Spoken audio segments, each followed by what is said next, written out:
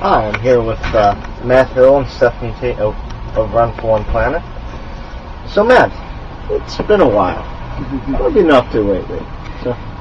Well, yeah, it has been a couple of years, hasn't it? Since, we saw you in Toronto, right? Yeah. It was about 2.5 years ago, almost. Yeah, thereabouts. Yeah, maybe more. Well, me and my partner in crime right there, Stephanie, we decided that we wanted to really take action for the planet and use our love of running, our love of people, and our love of this wonderful world that we live in, and try and inspire a million new actions for the planet in our fellow Canadians and in our brothers and sisters and friends in America. Because we really felt that, the time for talk was done. We needed to do something. Take action. Yeah, we really wanted to feel, we felt really, really, really strongly about using what we were given as gifts to try and go out there and maybe inspire others to, change some of the things that they do day to day. And so that's why Steph and I decided, okay, well, why not use running as our platform? And speaking as well, to just really spread this simple message of action. And so that's why we're hoping that, a million people just choose one new action for the planet. Oh, okay. So there's a million different actions. Well, yes, in some ways there are a million different actions. We decided that we would put together a list of top 10 that we want to see, because we thought, okay, most North Americans do one or all 10 of these in a day or in a week or just in their daily lives. So we thought, why not try and inspire people to do it with more of an environmentally friendly twist on it. Oh, okay.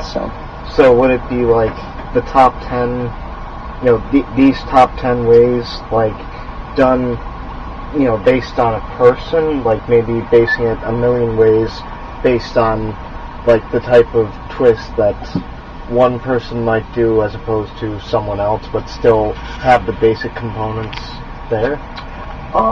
Really, actually, taking it really from just the simple standpoint of that, most of us drive cars. Most of us wash our hands. Most of us use water, and most of us eat. And so we thought, okay, what if we just inspired a million people to turn their car off when they were waiting for somebody, instead of sitting there and idling and wasting fuel and polluting more? Why not try and inspire a million people to eliminate plastic bags from their life? So instead of taking paper or plastic, the next time you're asked, just say neither, and get a reusable bag. Same thing, instead of like disposable cups, instead of going to Starbucks or Tim Hortons or McDonald's and just getting a one-time throwaway, get a reusable mug that you can use hundreds and hundreds and hundreds of times. And so going from that standpoint that every small action that you take leads up to big actions in the bigger picture. In fact, our motto is small steps add up. And so just like Steph and I have to do about 10,481 steps to complete each marathon, we're thinking that, okay, every single step we take gets us very close to that 10,000 step to finish the day. Every step that everybody else takes, as well as us, to take action for the planet adds up to a new action for the earth. And so really the message is simple. And we're hoping that it's a simple message, but yet it can be a powerful message when people really realize that they have the power to make that happen. Yeah. Okay. Makes sense. Now, part of this Run for One Planet is that you run a marathon a day for about 10 months. How much do you have to plan in advance for, how much do you plan on raising as far as, financially? Financially, well, first off, we're running a marathon a day per year. So I wish it was 10 months a year. But marathon a day per year. So it'll be about 17,700 kilometers or 11,000 miles. We keep on adding distance for more cities. So, that's like all the distance plus. And our goal is to inspire a million people to take one new action for Earth as a result of our marathons. And also this is just the start of something. We hope that when we get back to Vancouver, as it's looking promising to be the case, that we'll have raised $1 million for a Legacy of Action fund. And the Legacy of Action will act like a lot of foundations in the sense that it will donate money for things to happen, But the difference with ours is that it'll all be at the local level of where we originally ran through. So we'll be donating money back into the cities and communities that we ran through to have their own green action days. You know, for some people it might be the action of running. For some people it might be the action of yoga or biking or maybe even dog sledding if it goes all the way up north. And from those action days where, you know, people create community around, around the theme of the environment, all the funds will go right back into the community as well for whatever is pertinent for them.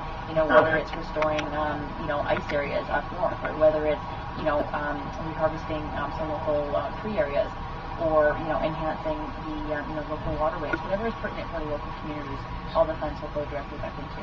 So it's very much based on, like,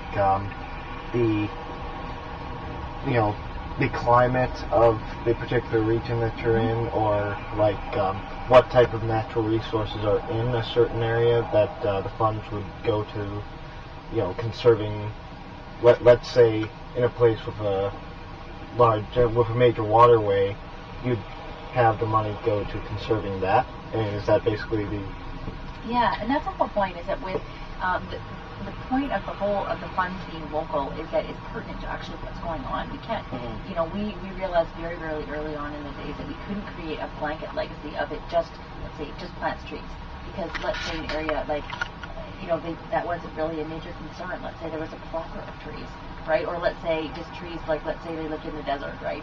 And so it's like, well, we're more concerned about our waterways than planting more trees, let's say, for example. So whatever is pertinent in the local, for the community, that's what it would be going into. Yeah, and and that's decided at the local level because, let's say with headquarters will be in Vancouver, most likely. How would we know what's really pertinent in the local level without having to actually live there? And, it's like power to the people, and that's what the culture is about. Yeah. While most of our viewers are familiar with Matt and his many works, let's meet Stephanie. Can you tell us a bit about your work with Visions Without Borders? Visions Without Borders was my first business. It's a coaching company for young entrepreneurs and professionals. It's a business company. It's a company to help people develop their business. Really, I thought it's a company that helps people to realize their dreams. Because most people, when they start up their first small business or another business or whatever business, it's really a dream of theirs for a whole lifestyle that they want to create. And so I help people to take their business, oftentimes from just the very inception, the very seedling of what they thought they wanted to do with their career and sometimes with their life, to sort of full-blown reality of the business being in motion, profitable, sometimes even self-sustaining. So basically what I did is help people take their dream to reality from a business standpoint. Yeah, and I was also a speaker at colleges and universities across North America, across Canada and around America, doing these new student orientation programs. Very, very fun. So I got together with all the students that are just in their first year, coming oftentimes the first time they're away from home, and it's a really fun program called Playfair. And it's a full-blown show and helping the students to really create relationships in the first year of their post-secondary schooling. Yeah. Wow. So that was like before this, and it was really great actually because Matt and I come from very different backgrounds.